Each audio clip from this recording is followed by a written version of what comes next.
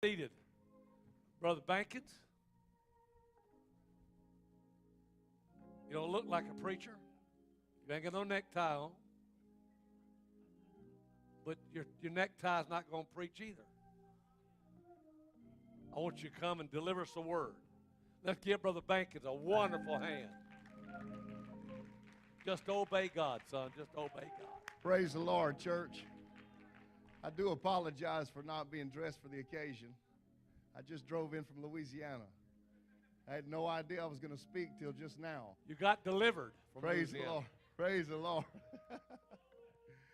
How many of you love the Lord tonight? Is He a great God?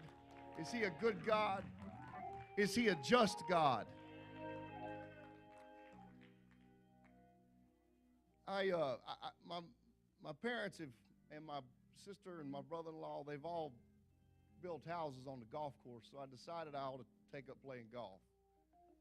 So Sunday afternoon after church, I went out to play golf, and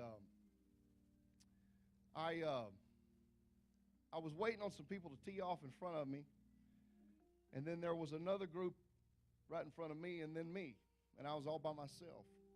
And the gentleman in front of me was playing by himself, but he had his granddaughter and his daughter on a cart. And he asked me if I wanted to join him, and I was thinking, brother, you don't want me to join you because I ain't real good.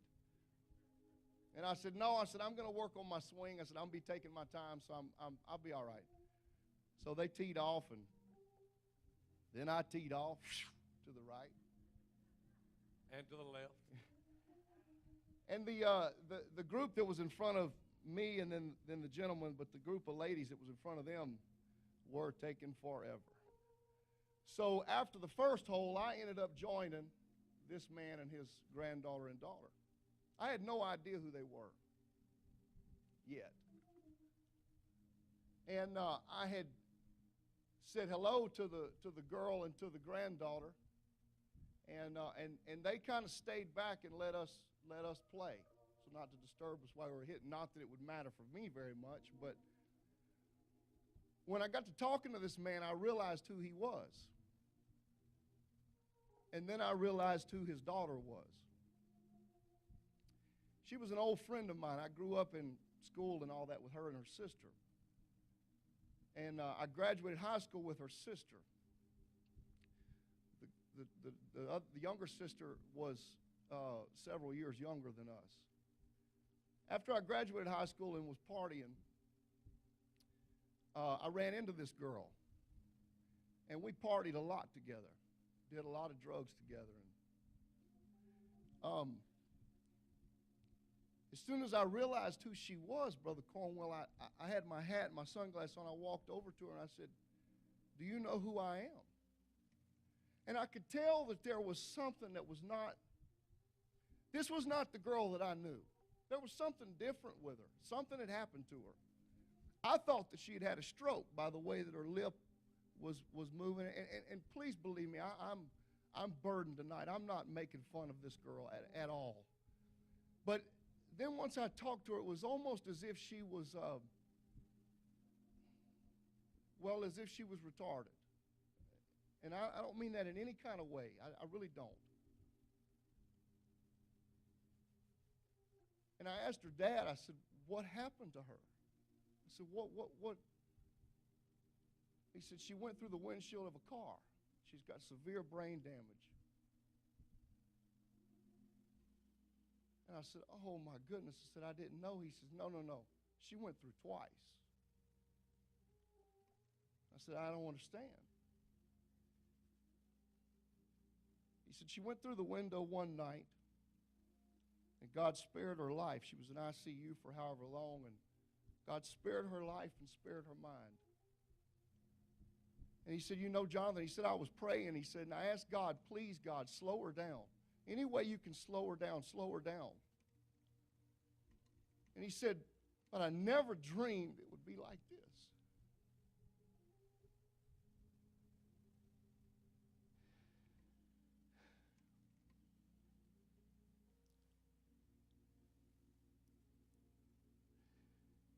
God is not the author of confusion. He is the author of grace Grace. and of mercy. And He is a just God. And when I looked at this girl, my heart melted. My heart melted because here I am. I'm normal. I don't have that much brain damage. I'm normal. I have a wife that loves me. I have 2 kids that love me. And I question in myself and I say, God, why was your grace and your mercy enough for me? But it was not enough for this girl. Where does the problem lie, God? Is the problem with you? Or is the problem with us?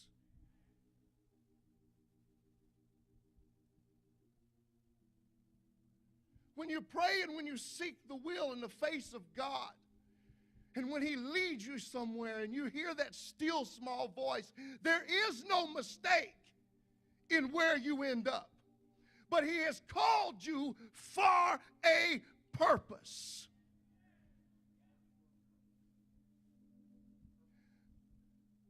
I cannot tell you why my story is so much different than my friend's story. I cannot tell you why I am able to stand here, Brother Cornwell, and she is not. I have no idea why I was not in the wreck. I have no idea why I didn't go through the windshield of a car. I have no idea why I am not a vegetable. But I do know that there is a God, and His name is Jesus.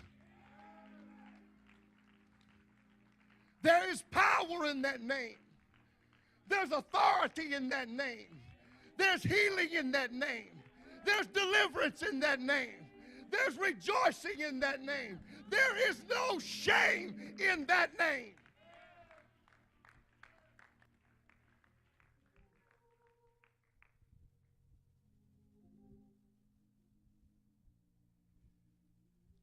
Then I got to looking at the little girl, the granddaughter.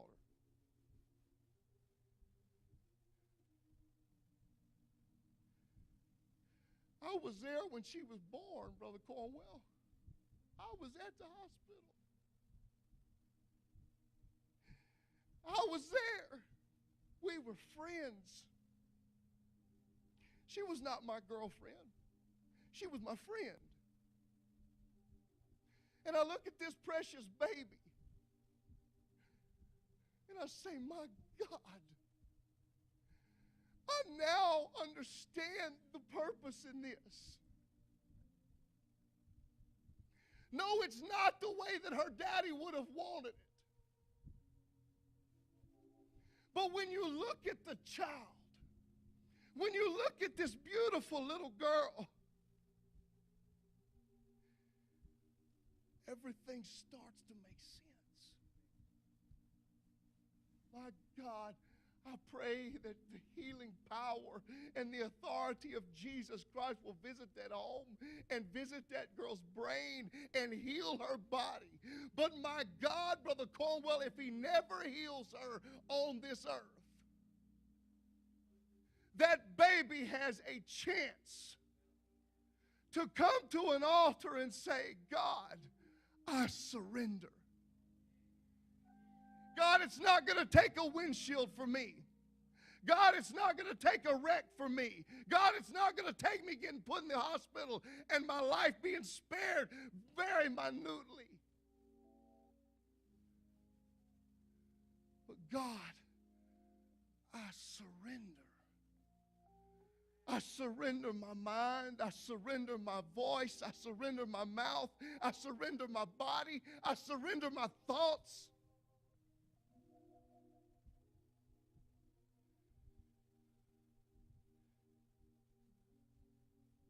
I know this is not normally how I testify. But my God, church, we are called for a purpose. You are not sitting on this pew with grace and mercy and blood dripping down your head and your arms and standing in a pool of His mercy for nothing. I don't know where you were when He found you, but He found you. I don't know what you were up to when you were in the world. You don't have to be that way anymore. But my God is looking for somebody who will surrender themselves and say, God, I am desperate for you. I am desperate for more of you. Reveal yourself to me, God. I'm going to open your word. I'm going to study your word because I want to know your nature, God. God, I don't want to be of this world. I don't want to be a part of this world. I don't want none of this world to leak off into my heart just in case this religious thing doesn't work. Church, it's all or nothing. It's all or nothing. You can't hold one little piece back. And so many of us have been given chance after chance after chance after chance after chance. How many more chances do we need before we're laying in that hospital room brain dead? How many more chances do we need before we say, God, I surrender my life? How long will it take us to understand that He is worthy of all of our praise and all of our glory and all of our honor? God, I have nothing to give you except me. God, I have nothing to give you except myself, Lord. Lord, you died for me. You shed your blood for me. You saved me. Now, what do I need to do for you? You gave me life and gave me life more abundantly. Jesus Christ, I owe you. I owe you everything. I owe you my wife. I owe you my kids. I owe you myself. I owe you everything. I surrender all.